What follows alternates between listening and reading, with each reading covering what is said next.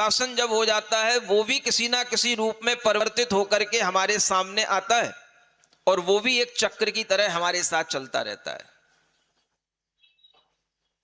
भुक्तोज्झिता मुहुर्मोहान मया सर्वेपि पुद्गला, इसलिए कहा गया मैंने जितने भी पुद्गल हैं सारे भोगली भी लिए हैं और छोड़ भी दिए हैं। ये भी एक भोगने का और छोड़ने का विशाल चक्र है। और इस चक्र के बीच में जीव आपस में एक दूसरे के लिए क्या करते हैं, तो आचार्य कहते हैं परस्पर में उपग्रह करते हैं। परस्परोपग्रह जीवानाम। सुन रहे हो कि नहीं? आप लोग यहां बैठे हो तो भी एक दूसरे का उपग्रह कर रहे हो। उपग्रह मीन्स एक साइलेंट सेंस में जो उपकार किया जाता है उसको उपग्रह कहते हैं। क्या सुना? साइलेंट सेंस मतलब बिना कुछ बताए आप किसी ना किसी के लिए उपकार कर रहे हैं। जैसे आगे वाला व्यक्ति बैठा है तो पीछे वाले के लिए आगे वाला और आगे वाले के लिए पीछे वाला उपकारी है, क्योंकि आगे वाला इसलिए बैठा है कि उसको पता है मेरे पीछे आके कोई ना कोई बैठेगा, और पीछे वाला इसलिए बैठा है उसको पता है कि हाँ आगे कोई बैठा है तो हमको पीछे ही बैठना है। और जब दोनों एक दूसरे के लिए उपकारी हो जाते हैं तभी वह एक सभा का रूप बन जाती है। अगर आप यहां पर केवल अकेले बैठे हो, एज्यूम करें अगर केवल आप यहां पर एक सिंगल बंदा बैठा हो, एक आदमी बैठा हो, तो ये सभा बन पाएगी? वक्ता यहां पर कुछ बोल पाएगा? ये भी एक परस्पर का उपग्रह है। एक के लिए दूसरा बैठा होना एक सपोर्टिंग मैटर का काम करता है। आपको तब फील होगा जैसे ही आप एंट्री लेते हैं सभा के अंदर, आपके सामने आता है कोई है कि नहीं। जैसे ही आप देखते हो बहुत सारे लोग हैं तो आप शांति से आकर के चुपचाप बैठ जाते हो, और अगर आपको लगे कि यहाँ पे कोई भी नहीं है तो कोई भी पहला बंदा इस सभा में घुसने की कोशिश नहीं करेगा। नहीं समझ आ रहा? अनेक लोगों का एक साथ बैठना भी परस्पर में उपग्रह है। उसको लगता है हाँ मैं भी अनेक लोगों के बीच में बैठा हूं, मेरी भी सेफ्टी है, इधर से भी इधर से भी मेरे आगे भी है पीछे भी है। ये भी एक परस्पर उपग्रह है, भावनात्मक उपग्रह है। ये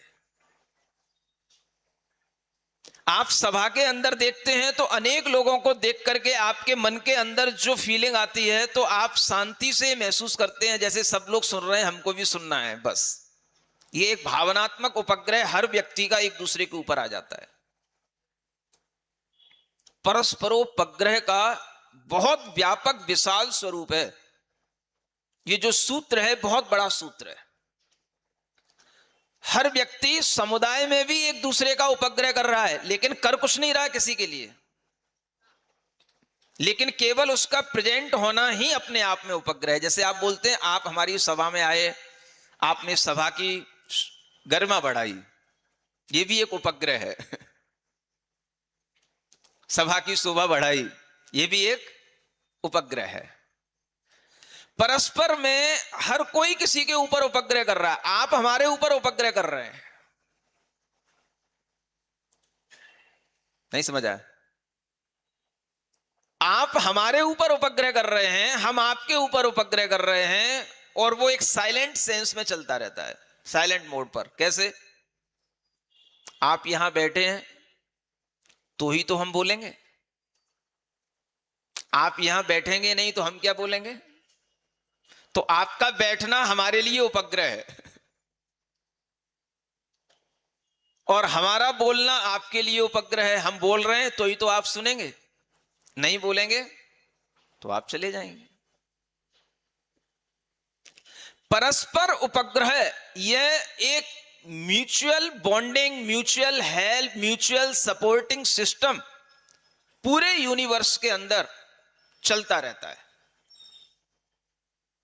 वनस्पति हमें देती है, वृक्ष हमें देते हैं, हम भी वृक्ष के लिए कुछ देते हैं, उसके लिए पुनः इस तरीके से सपोर्टिंग सिस्टम मिलता है वह फिर उपजाऊ होती है, भूमि में वृक्ष लगते हैं, वृक्ष से बीज बनते हैं, बीज से फिर वृक्ष होते हैं, चलता रहता है।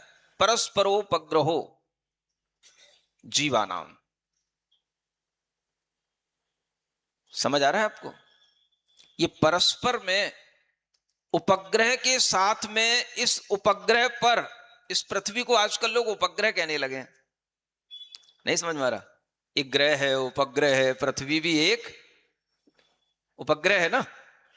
तो ये उपग्रह शब्द ईसा की पहली शताब्दी में आचार्य उमा स्वामी महाराज ने तत्वार सूत्र में निबद्ध किया। परस्परोपग्रहो जीवानाम, यानी परस्पर में हम सब उपग्रह कर रहे हैं, जीवों का आपस में एक दूसरे के साथ में उपग्रह है, और इसलिए यह पृथ्वी एक उपग्रह बन गई है। इसलिए सारा का सारा विश्व एक उपग्रह बन गया, और पूरा यूनिवर्स एक उपग्रह के साथ काम कर रहा है। उसको हम डिवाइड नहीं कर सकते। समझ में आ रहा है? पृथ्वी, ये सारा विश्व की एक पृथ्वी, सारा विश्व अपने आप में एक उपग्रह है, और इसमें रहने वाले जीव भी परस्पर में एक दूसरे का उपग्रह कर रहे हैं। इसीलिए इस पृथ्वी को उपग्रह कहा जाता है। एक नया चिंतन, पृथ्वी को उपग्रह तभी कहेंगे जब यहां पर इस तरह का यह म्यूचुअल एनवायरनमेंट के साथ में हम सब एक दूसरे के लिए कुछ कर रहे होते हैं, तभी यह एक उपग्रह का रूप ले लेता है। समझ में आ रहा है? तो एनवायरनमेंट हर जीव से, हर स्पीसीज से, हर नेचर के कण कण से मिलकर के बना है, और इस तरह के एनवायरनमेंट में जब हम इसकी व्यापकता को इस रूप में देखते हैं तो चीजें स्वतः संचालित हैं, और पहले स्वतः होती थी, चल रही हैं। विज्ञान क्या करता है, मैं छोटे से कुछ उदाहरण देकर के आपको बताता हूं। विज्ञान के युग में और प्राचीन युग में क्या अंतर आ गया। इसे हम विकास कहते हैं, लेकिन अगर आप इसको पर्यावरण की